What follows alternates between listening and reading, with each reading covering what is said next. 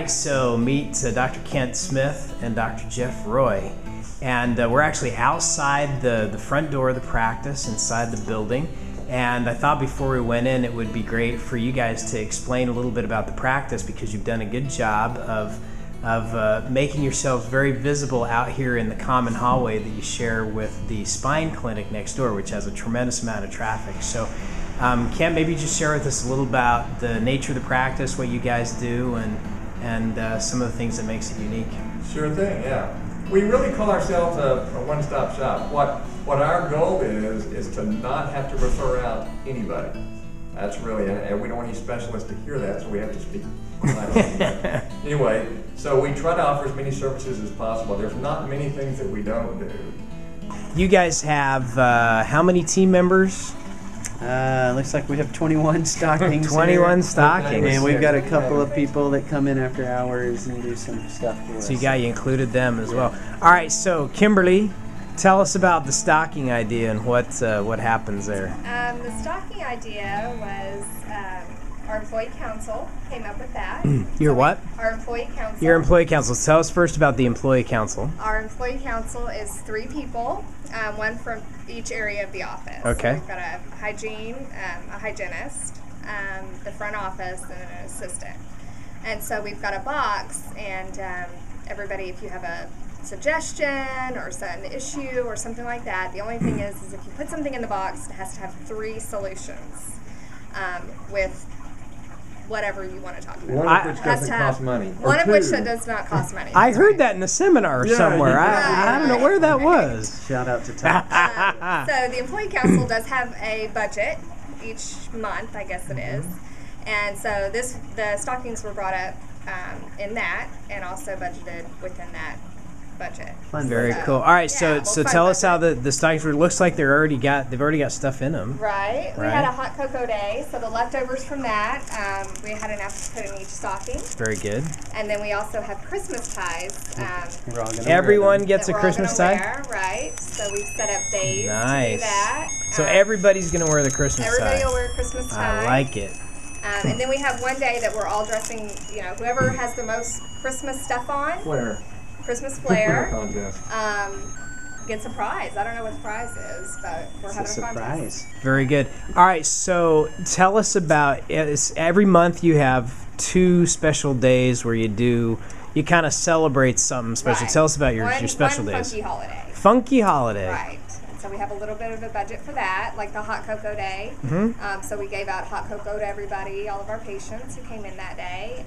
Just a fun little something, and we hang something on the doors so they know when they're coming in. Give us some examples, some other funky days you've done. We did Mickey Mouse. Crazy soft day. We did Mickey Mouse's birthday. Mickey Mouse birthday, excellent. excellent. Mickey Mouse ears and dressed in red and black. Almost all of us. Almost all of us. Somebody opted out. Everybody participated. I think the dogs couldn't present treatment and be taken seriously. So we went no And then Crazy Sock Day? There's a lot. Just look up Crazy Holidays. Crazy Holiday. So you do 2 of those a month? Oreo Cookie Day. One a month. Gotcha. Okay. Right. We've had Oreo Cookie Day. Just any we did random, a baseball, something with baseball. Cool. Now, I just noticed at the front desk now, it's empty now because we're at the end of the day, but you have a nice little crystal platter here. What goes on that? Cookies. Every day, Fresh baked cookies. So I get a cookie on the way out. Yes. Otis Buckmeyer cookies. Very good. So you bake them here? We do. I like it. Every morning, and sometimes we go through 3 batches a day, and sometimes right here. So the patients eat 1 or 2, y'all eat the rest? Is that kind of We use it to drive business too, because that's why we don't like to see me at the end of the day. Equals more decay. More chocolate equals more decay. That's very good. But we tell the patients they're infused with fluoride, of course. I gotcha. All right, so the other thing at the front desk, grab your Happy to Do It pickle jar over there and tell us about that. This is a fun idea. Yes, this jar, and it's nicely decorated. Excellent. Okay, show you. If you see a team member who helping someone else, or doing something nice for someone, you can put their name in here. Or if someone's helped you and not complained, or has been happy to do it, then you can put their name in here. And there's a draw. Well, no, it's tallied, right? It's not a drawing; it's tallied. So whoever gets the most wins $50. And you do that once a month? Once a month. Once a month. We're drawing tomorrow. Tomorrow's the day, and it's pretty full too. Yeah, you got a lot of stuff in there. Yeah. That's good. Yeah, do you list the people who even got one vote, or you don't? I don't know. This is the first. Excellent. So, but yeah, I think it's definitely made a difference. Beautiful idea. Yeah. Excellent. Thanks for sharing. Very cool. All right, so Dr. Jeff, this is one of the first offices I've ever been in that actually has a world map on the wall, and also down the hall, a map of the United States. So tell us about the maps. Okay, the maps. When I joined my now business partner Kent Smith in 1999, I thought this was the coolest thing in the office. It was we had the world map, the map of the United States, and the way this works is when a new patient comes in, at the end of the appointment, we have them go up and put where they were born or where they were from, preferably where they were born. And so, obviously the United States is cool. People like to know when people are from where they are from, but the really cool thing is like the world map. So when we get over into Europe and Africa and China and India, and people go to put in their PIN and they see that someone else in the practice is from their hometown in Romania, it's a really neat moment, and it kind of endears them to the practice. So to give everybody some perspective on this, what I found was cool, and I don't know if it'll show up on the screen, but name us some of the countries where you've got patients that are from those countries.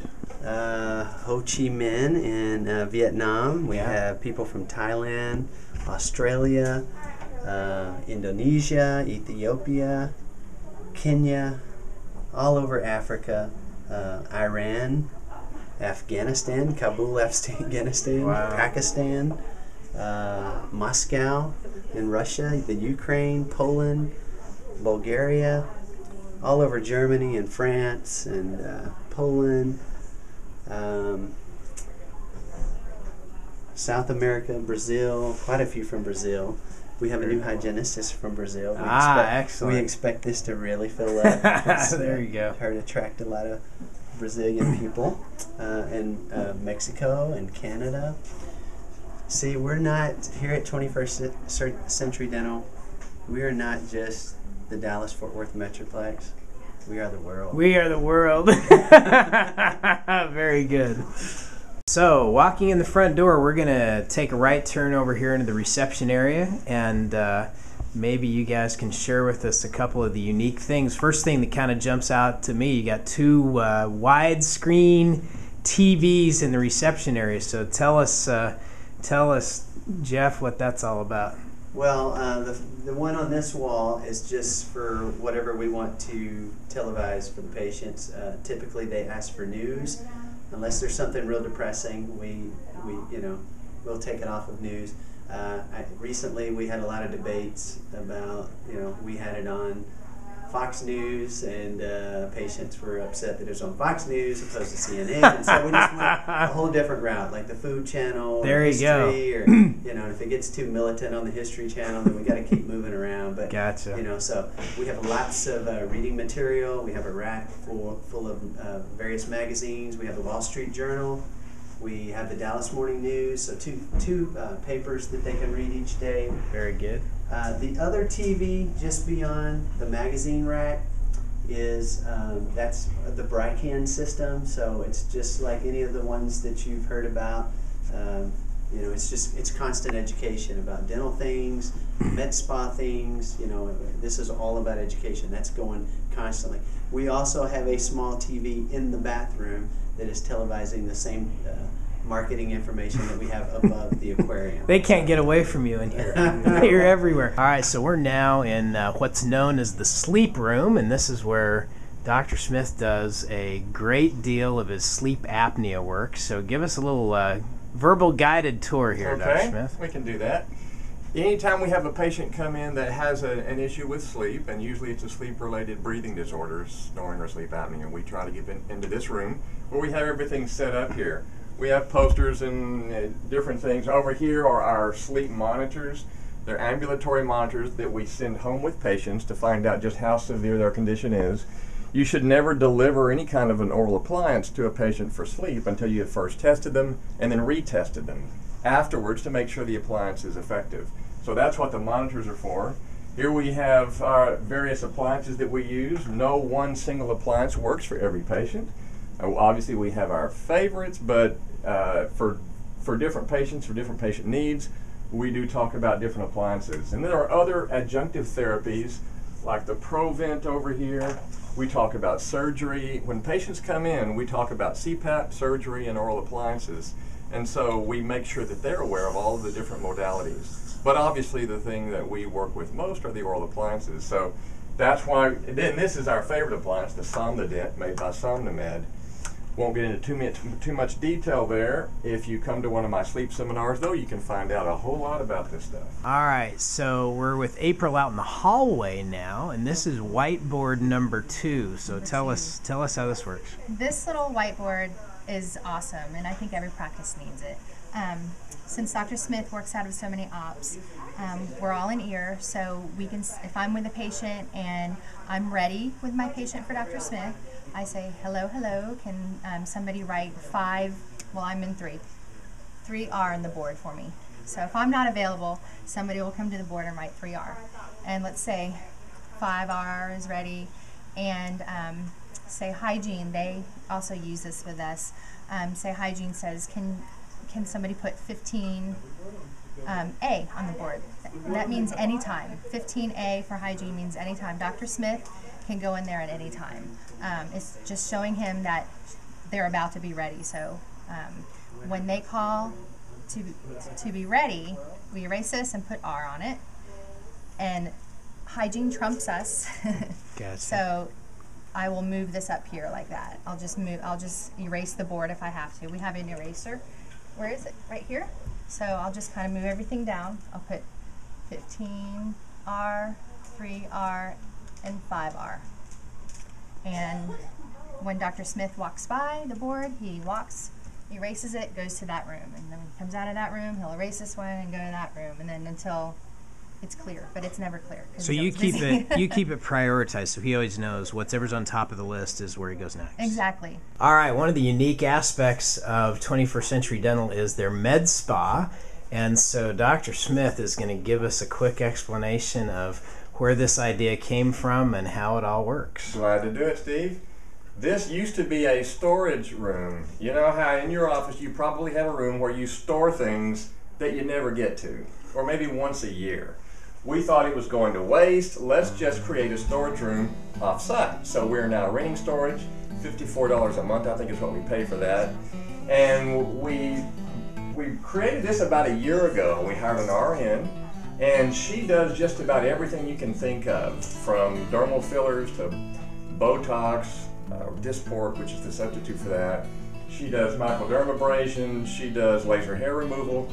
And we have a pretty expensive laser over here that we bought for her. But this it blends really well with the cosmetic aspects of our practice. We get a lot of cross-pollination here with patients coming in specifically for the spa, which we market separately. And then they say, oh, you've got a dental office here too. And I've done some veneers on our RN here, so that works out well too. They say, where did your beautiful smile come from? And then they move down the hall and we treat them. So this has really been a great asset to the practice, and in my mind, I think everybody should at least consider it. The staff love it. I mean, they love this because after work they come over here and get a little something done, and they really they look forward to the end of the day. Great, nice touch. Thank you.